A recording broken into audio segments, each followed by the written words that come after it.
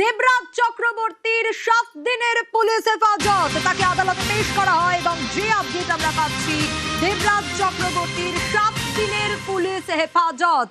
বাগুইআটি থানা থেকে আমরা দেখি কিছুক্ষণ আগে তাকে আদালতে নিয়ে আসা হয় এবং আদালতে পেশ করার পর যে ছবি সে সময় ধরা পড়ে দেবরাজকে লক্ষ্য করে ডিম ছোড়া হয়, কারণ আগে থেকে আমরা দেখছিলাম ডিম নিয়ে সাধারণ মানুষ তারা রীতিমতো দাঁড়িয়েছিলেন এবং দেবরাজকে লক্ষ্য করে ডিম ছোড়া হয়। যে আপডেট আমরা পাচ্ছি 7 দিনের পুলিশ হেফাজত দেবরাজ চক্রবর্তীর।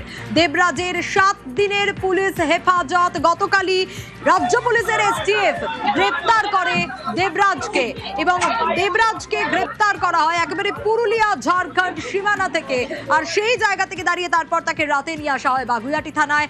আজ তাকে আদালতে পেশ এবং আদালতে পেশ করার পর কি নির্দেশ আসে এখনো পর্যন্ত যে আপডেট আমরা পাচ্ছি 7 দিনের পুলিশ হেফাজত দেবরাজের। দেবরাজের 7 দিনের পুলিশ হেফাজত।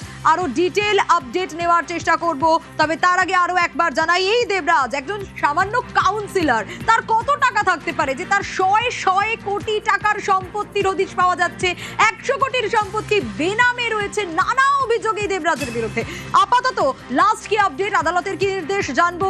রৌনক রয়েছে আমার সঙ্গে। রৌনক, দেখা একেবারে দীর্ঘক্ষণ সওয়াল জবাবের পর পুলিশের তরফ থেকে 10 দিনের হেফাজতের আবেদন করা হয়েছিল এবং আদালতের তরফ থেকে এই দেবরাজ চক্রবর্তীকে 7 দিনের পুলিশ হেফাজতের নির্দেশ দেওয়া হলো।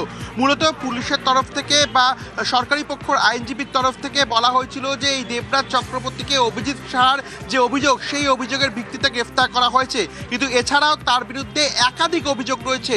গুরুতর অভিযোগ তোলাবাজি এবং মারধর করে তোলাবাজি, খুনের হুমকি সহ একাধিক ধারায় মামলা রুজু করেছে। সেই কারণেই কিন্তু দেবরাজ চক্রবর্তীকে জিজ্ঞাসাবাদ করা পুলিশের অত্যন্ত প্রয়োজন। এবং শুধু তাই নয়, দেবরাজ চক্রবর্তী অত্যন্ত ইনফ্লুয়েন্সিয়াল, অর্থাৎ দেবরাজ চক্রবর্তীর অত্যন্ত ক্ষমতাশীল একজন, যে কোনো কারণে তিনি কিন্তু কার্যত পারলে তদন্ত নষ্ট করতে পারে। সেই কারণেই তাকে কিন্তু পুলিশের হেফাজতে রাখার জন্য আবেদন করা হয়েছিল 10 দিনের এবং সওয়াল জবাব শোনার পর আদালতের তরফ থেকে 7 দিনের ইতিমধ্যে পুলিশি হেফাজতে নির্দেশ দেওয়া হয়েছে। এবং তোমায় জানিয়ে রাখবো, যে অভিযোগ করেছিলেন সেই ভিকটিমের যে 164 অর্থাৎ গোপন জবানবন্দির জন্য কিন্তু ইতিমধ্যে সরকারি আইনজীবী অর্থাৎ পুলিশের পক্ষ থেকে আদালতে আবেদন করা হয়েছে। কারণ যে ঘটনাটি ঘটেছিল তার কাছ থেকে প্রায় লক্ষ লক্ষ টাকা তোলা হয়েছিল এবং কিছু টাকা তিনি না দেওয়ায় তাকে খুনের হুমকি দেওয়া হয় এবং পরবর্তীকালে 5 লক্ষ টাকা আরও দাবি করা হয়। অর্থাৎ কি ঘটনা ঘটেছিল সেই ঘটনা অভিযোগকারীর মুখ থেকে শোনার জন্য তার গোপন জবানবন্দি করা অত্যন্ত প্রয়োজন, এমনটাই কিন্তু পুলিশের পক্ষ থেকে আবেদন করা হয়েছে এবং আদালত পরবর্তীতে তার গোপন জবানবন্দির দিনও কবে হয় সেটি ঠিক করবে।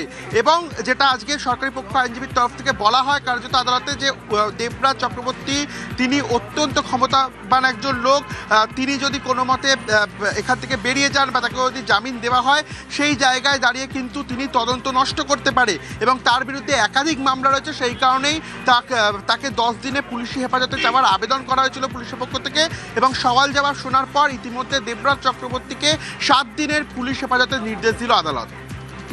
দেবরাজ চক্রবর্তীকে 7 দিনের পুলিশ হেফাজতের নির্দেশ। রৌনক, সঙ্গে থাকো। এই দেবরাজ চক্রবর্তী রাজারহাট নিউ টাউনেই সূত্র বলছে যার নাকি 200 কোটির সম্পত্তি রয়েছে। ভেবে দেখুন, একজন কাউন্সিলর, তার এত সম্পত্তি এইটুকু নয়, এর বাইরে আরো অনেক রয়েছে। আর দেবরাজের একের পর এক কীর্তিও তো ফাঁস হচ্ছে, কারণ এই যে বদলের বাংলা, সেই বদলের বাংলায় দেখা যাচ্ছে যে কোথাও গিয়ে ভরসা ইন হয়েছে আর ভয় আউট হয়ে গেছে সাধারণ মানুষের, প্রমোটারদের, যাদের সঙ্গে দেবরাজ এ ধরনের ঘটনা ঘটিয়েছে, যে অভিযোগ এসছে সেই অভিযোগগুলো এবার মানুষ বলতে শুরু করেছে। আবার আমি একটু রৌনকের কাছেই যাব। রৌনক, তুমি যেমনটা বলছিলে, একটু জানতে চাইবো ইন ডিটেল। 10 দিনের পুলিশ হেফাজত চাওয়া হয়েছিল এবং সওয়াল জবাব শুনে 7 দিনের পুলিশ হেফাজত দেওয়া হলো। একেবারে সরকারি আপনার তরফ থেকে কতদিনের জন্য হেফাজতে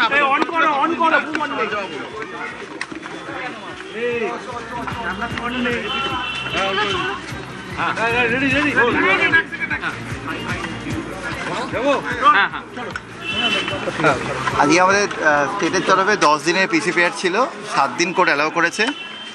আমাদের আরেকটা কেস আছে যেটা এর থেকেও অনেক বড় ম্যাগনিটিউডের, সেটার ব্যাপারেও আমরা একটা প্রেয়ার এগোচ্ছি। দুটো কেসেই গভর্নমেন্ট আমাকে স্পেশাল পিপি অ্যাপয়েন্ট করেছে। তো যা গতকাল অনেক রাত্রে আমি খবর পেয়েছি, আমাকে আসতে একটু দেরি হলো। আমরা 7 দিনের পিসি অ্যালাউ হয়েছে এবং আজকের কেসটা ছিল এক্সটর্শনের কেস। 30 লক্ষ টাকা উনি চেয়েছিলেন, যার মধ্যে টাকাটা প্রমোটিংয়ের জন্য। ও সেই ক্ষেত্রে এক্সটর্শনের সেকশন আছে আমাদের। আর দুটো কেসেই যেটা প্যারালালি এখন সিন্ডিকেট ক্রাইম যেটা আছে, যেটা লাইফ আর যাবজ্জীবন পর্যন্ত আছে, এখন